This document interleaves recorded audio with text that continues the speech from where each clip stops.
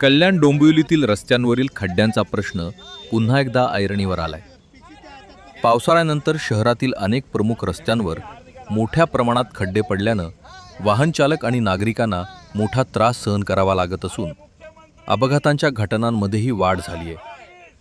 महापालिकेनं खड्डे बुजवण्यासाठी सुमारे 25 कोटी रुपये खर्च केल्याचा दावा केला असला तरी प्रत्यक्षात रस्त्यांची दुरवस्था कायम असल्याचा आरोप विरोधकांनी केलाय।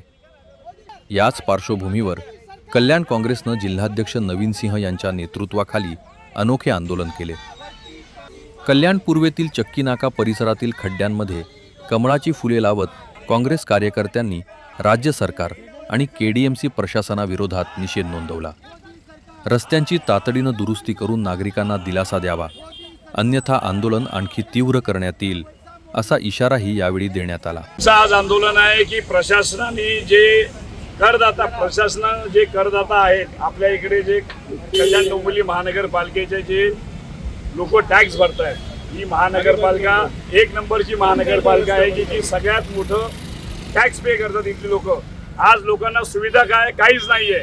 खड्ड्यांमध्ये टेंडर निघाले, 25-25.5 कोटीचे टेंडर निघालेले आहेत, पण हे बघा, हे खड्डे बघा तुम्ही, या खड्ड्यांमध्ये आज आम्ही जी सरकार आहे त्या सरकारचं जे कमळाचं फूल आहे ते कसं त्या किचन मध्ये खेळतं, म्हणजे त्याचं साम्राज्य।